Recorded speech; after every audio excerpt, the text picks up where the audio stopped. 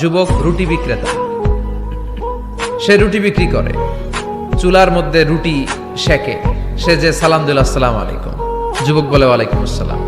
আহমদ বিন হাম্বল বলে, যুবক আমার যাওয়ার জায়গা নেই, সফরে বেরিয়েছি, খুব শীতে কষ্ট পাচ্ছি, রাতে যদি তোমার এই চুলা থেকে একটু আগুন পোহাই কোনো সমস্যা?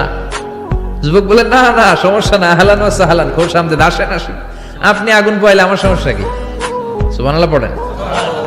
আল্লাহ শুকরিয়া করে উনি বসলেন আর আগুন পোহাচ্ছেন, আর খেয়াল করলেন যুবক রুটি বানায় আর পরে আস্তাগফিরুল্লাহ, রুটির দলা বানায় পরে আস্তাগফিরুল্লাহ, খামির বানায় আর পরে আস্তাগফিরুল্লাহ, রুটি নিয়ে উনুনের ভিতরে চুলার ভিতরে সেকা দেয় আর পরে আস্তাগফিরুল্লাহ, দোকানদারের কাছে কেউ আসলেই সে রুটি দেয় আর পরে আস্তাগফিরুল্লাহ, ক্রেতার কাছ থেকে টাকা নিয়ে ক্যাশ বক্সে রাখে আর কি পড়ে, আবার রুটি বানানো শুরু করে আর কি পড়ে, খালি এটাই পড়তেছে। ইমাম আহমদ ইবনে হাম্বল তো অবাক, কিরে এটা আবার কেমন যুবক, খালি আস্তাগফিরুল্লাহ।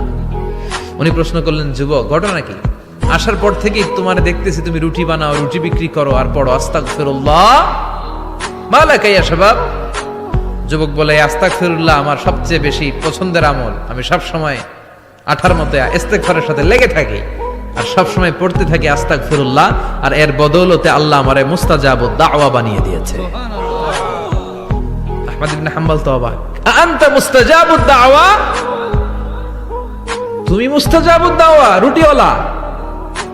আমি এত বছর হাদিস পড়াই, আমিও তো মুস্তাজাবুদ দাওয়া না, আর তুমি রুটি বেচো বাজারে, তুমি মুস্তাজাবুদ দাওয়া, তুমি দোয়া করলে সব কবুল হয়ে যায়?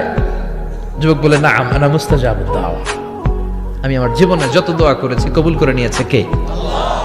সব দোয়া কবুল করে নিয়েছে আল্লাহ, একটা দোয়া ছাড়া। কয়টা? আহমদ ইবনে হাম্বলের কৌতূহল, কিউরিওসিটি আরো বেড়ে গেল, কি সব দোয়া কবুল হয়েছে একটা দোয়া ছাড়া?